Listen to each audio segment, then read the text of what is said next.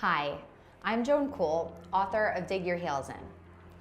Have you ever held yourself back from going after something you really wanted, a promotion, a new opportunity, or recognition, because of the feeling that you just don't deserve it?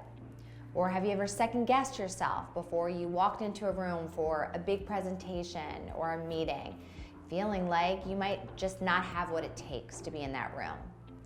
If so, you're not alone. 70% of us have suffered from what's called imposter syndrome, and it strikes at any moment in our careers. Imposter syndrome is more clinically defined as a psychological pattern in which an individual doubts their accomplishments and has a persistent internalized fear of being exposed as a fraud. Imposters suffer from chronic self-doubt that overrides any external proof of their competence.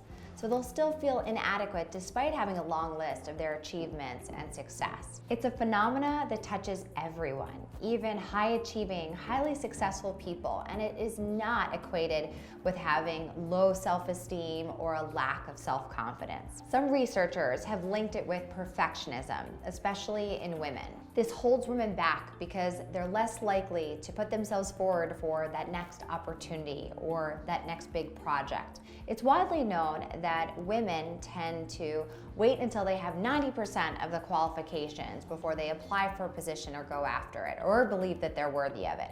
Whereas in the same situation, men tend to raise their hand and go after something with only 50% of those qualifications. Other implications involve accepting behavior or treatment they don't deserve, oftentimes diminishing themselves, and could contribute to false perceptions about women in leadership. In our research, we've found 3 underlying factors associated with imposter syndrome. The most common factor for women is to avoid self-promotion for fear of being called out, so worried that someone's going to believe it was a mistake to hire her. This is an obvious barrier to career growth. It can lead to decreased visibility, and women will tend to attribute their success to communal leadership, to the team's success, not specifically to their own contributions. It also can make women very overly concerned about perfectionism and an excessive focus on impression management.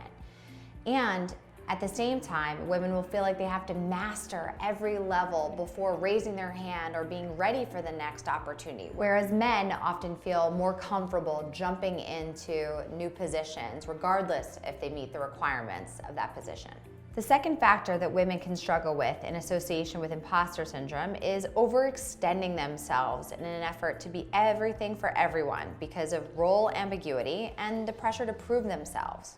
Overextending yourself builds unrealistic expectations for everyone around you. And unfortunately, when it comes to ambiguity, we can't erase it from business, but we can figure out how to manage through it by having a very clear methodology to help you be focused and be ready for change. What's left to tackle here are the double standards that women in the workplace always have to deal with. The heavy influence of biased gender stereotypes can push women to feel the need to change themselves or feel pressure to constantly please others. Certain situations can arise from here, and maybe you've experienced some of them yourself. For example, when a male colleague is rewarded for speaking the loudest, yet you're seen as being too pushy.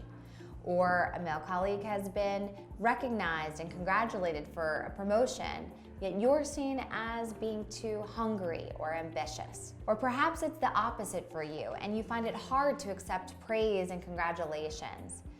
Either way, this is one of the most challenging things to overcome in the workplace, and some of it we can tackle through our own mindset, but in other cases we need to work to build allies, to help transform the systems that are biased and build in some of these behaviors into our day-to-day experience. While overcoming imposter syndrome is difficult and it requires some mental deprogramming, there are some actionable solutions that you can take to combat its presence. You'll begin to be more aware of the triggers you're most sensitive to so that you can figure out how to avoid being perceived as something that you're not and be really confident about your capabilities and your potential.